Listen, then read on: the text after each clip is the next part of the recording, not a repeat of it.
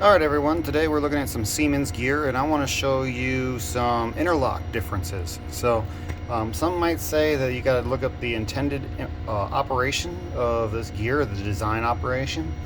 For most interlocks, this particular situation might not really have a difference, and there might not be another type of design reason for this.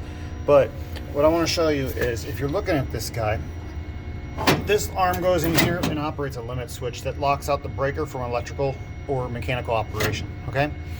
This second one right here, where you are allowed to push in, will actually operate, it's kind of hard to do with one hand, will operate this sleeve inside of there. Now what does that do? That sleeve prevents you from racking this breaker. So you have one right here that prevents operation of the breaker, and the second one prevents racking of the breaker. And that's important because if you wanted to lock this breaker out, you would also want to make sure that no one can put a different breaker in here or anything. If a breaker has an issue in the cell, you don't want someone to be working downstream and have a potential for racking in and out a breaker out of a cell. So that's usually the typical reason for it. But over here, if you look at this breaker, what's happened here is that it's missing a little plate that gets installed right here.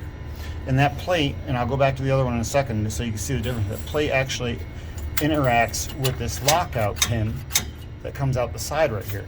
So when this is locked out like that, this plate shouldn't be able to go back. And in this one it does. And so what happens is you can electrically lock this out and stop it from operating, but you could still rack this breaker in and out of this cell all day long. So I wouldn't recommend this situation. I can't really think of a reason why you would either. But to show you what bracket's missing on this, go back to the original one. Now what I'm going to do is I'm going to try and lock this pin out. Might have to set this down. Alright, there we go. Now we're locked out. And this is the one with the bracket that has it's actually installed. So now, if you look, that pin's actually out and engaged now. So you actually can't physically move this anymore. And so if you look right there, that little barrel that goes around the nut, it's completely blocked. And it won't move forward, which means you can't get your racking arm, which is over here.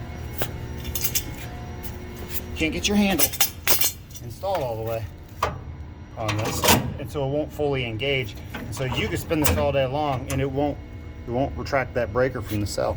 So I would always encourage you to make sure that you look at the interlocks, make sure that they make sense, make sure they're not missing parts. This is brand new gear, it's supposed to have all the parts on it, and I can't think of a reason in the world why you might want to take the interlock for racking the breaker out off of the interlock mechanism for the entire cell.